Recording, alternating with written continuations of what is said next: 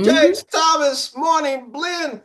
Hey, I had a great time last night watching Sonic 3. Unfortunately, Tony didn't like it and he got blasted online. Even the bomb word was thrown at his face. Tony, tell us about Sonic 3 real quick. Look, it's the third film in the trilogy, so you kind of know what you're getting here. Sonic, Tails, and Knuckles, they're living with their humans, having a good time, enjoying the quiet life, and then boom, something happens, and it enforces a unlikely partnership with somebody. Look, there's not much here for me. There was just the actions there, sure, but the humor is repetitive. Jim Carrey does his absolute best to save it, but at the end of the day, yes, he's playing multiple characters. There's only so much he can do. I will admit the sound in our theater was terrible. Don't know if it was the design of it or the theater itself. But for me, this is going to be for the fans and for the kids, and I just didn't get a whole lot out of it. I got a lot out of it. Don't even worry about Tony, folks. I got a lot out of it. I enjoyed it. I was laughing so hard. I know Janelle was sitting next to me, getting ready to hit me in my ribs with her elbow. I was laughing so hard. My brother was laughing so hard that was next to me. I thought it was a great movie. There's some scenes in there. Pikachu, what? I love that. I love the dance scene again. It reminded me of Dirty Dancing. It is crazy. It is wild. Janelle, what did you think about it? I think it's a movie that knows what it is. You're going in for something highly ridiculous. Sonic has always held the same themes of family and friends, battling the world. It knows where its place is. It's not trying to be anything more. When you cast Jim Carrey twice as another version of himself, you know what you're getting. You're going to get slapstick humor. You're going to get fart jokes. You're going to get just very baseline stuff, which for these movies it works because they've held the same formula for so long and they have been decent at what they've done. They've been probably one of the better game to film adaptations that have been out there. So here we go, round the horn. Tony, what do you give it? I'll go a very low three. If not for that final act and Jim Carrey, it'd been way lower. I'm going to give it four, maybe four and a half. Janelle?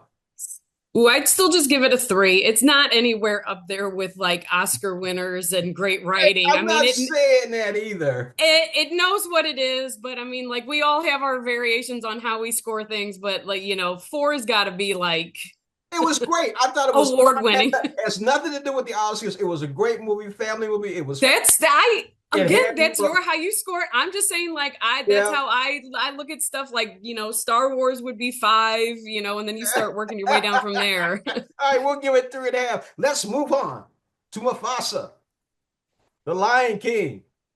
Let's talk about that real quick, Tony. What is it about? We kind of know what it's about, but tell us real quick. Barry Jenkins' long-awaited prequel to The Lion King about how Mufasa goes from a lion with zero nobility and ends up becoming the Lion King.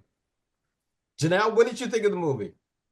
It was not good. The visuals are great on it. They did clean up the animation, or I shouldn't say the animation. It's not live action. We've so far gotten away from what live action is anymore.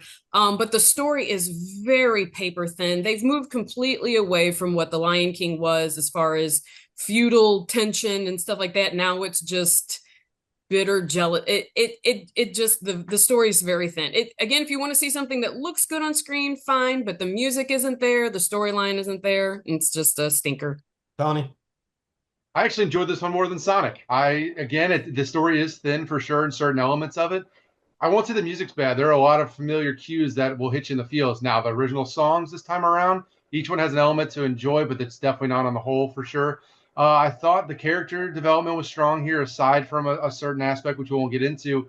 But there was just something that really worked. The storytelling aspect of it being, more a sequel from the storytelling, but also telling us a prequel story. Some gorgeous visuals as we talked about, and the animals being able to show emotion. Honestly, I did enjoy this one much more than I expected to, for sure. I definitely enjoyed it too. I agree with you, Tony. I really enjoyed this. It's kind of surprised me. Blue Ivy's in this. That's very interesting. How she kind of snuck her way into this is very interesting. I did like the storyline. I really did. Because here's one of the questions that I asked a few of the people as they left the theater. Anytime, if you've ever thought, well, Janelle, not yet, Tony, not yet, but for me, if you lost a grandparent, your parents are gone, when you do think about them, how often do you look up to the sky? I definitely look up to the sky quite a bit when I think about my parents. I really do. So the storyline for me was really great. Again, I'm going to give this, Janelle, you're not going to like it. I'm going to give it a 4. Janelle, what would you give it? Oh, there you go. I'd give it a 2.5. I'm sorry, but the editing is bad. They cut away. First of all, this story to tell a child whose parents just left for, I mean, good reasons. This is a dark, it's just weird. It is all around weird. I'd give it a 2.5. Tony? It's a 3.5 for me, which is a little bit higher, but it doesn't deserve a 3 for sure. It's darker, and this is for the people that grew up with the Lion King. This is definitely more for the adults than the little ones, but the middle aged, the younger kids will enjoy it for sure. That's it, folks, for this week. Next week, we got quite a few for you. Have a great holiday. Merry Christmas and Happy New Year.